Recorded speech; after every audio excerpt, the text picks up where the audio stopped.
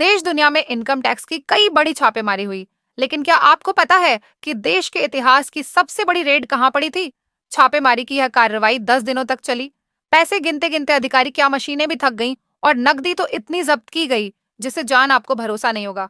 आयकर विभाग ने छापेमारी के बाद बरामद किए गए पैसों को ट्रकों में लाद कर, चलिए आपको पूरी कहानी शुरू से बताते हैं। देश की सबसे बड़ी इनकम टैक्स रेड ओडिशा में पड़ी थी।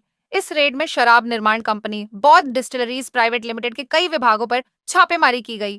इस रेड की गंभीरता का अंदाजा इस बात से लगाया जा सकता है कि आयकर विभाग ने छापेमारी के दौरान स्कैनिंग व्हील वाली मशीन लगाई थी ताकि जमीन के नीचे दबे कीमती सामानों का पता लगाया जा सके। छापेमारी के बाद बरामद किए गए पैसों को ट्रकों में लादकर कड़ी सुरक्षा के बीच विभाग के दफ्तर में जमा कर दिया। 10 दिन की मशक्कत के बाद इस छापेमारी में 352 करोड़ रुपए जब्त किए गए थे। नोट गिनने के लिए 3 दर्जन मशीनें मंगवाई। इतना ही नहीं, इनकम टैक्स विभाग ने नोट गिनने के लिए 3 दर्जन मशीनें भी मंगवाई थी। साथ ही यहाँ बड़ी संख्या में नकदी मिलने के कारण नोट गिनने के लिए अलग अलग बैंकों से कर्मचारियों को बुलाया गया था। इनकम टैक्स विभाग की टीमों ने अलग अलग ठिकानों पर दबिश देकर इस कार्रवाई को अंजाम दिया था। इसे आयकर विभाग का अब तक का सबसे बड़ा ऑपरेशन माना जा रहा है।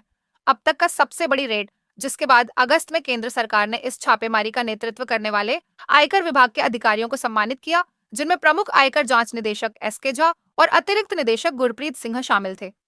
यह छापेमारी न केवल आयकर विभाग की सफलता का प्रतीक बनी, बल्कि इससे यह भी साबित हुआ कि भ्रष्टाचार और काले धन के खिलाफ सरकार की कार्रवाई लगातार जारी है।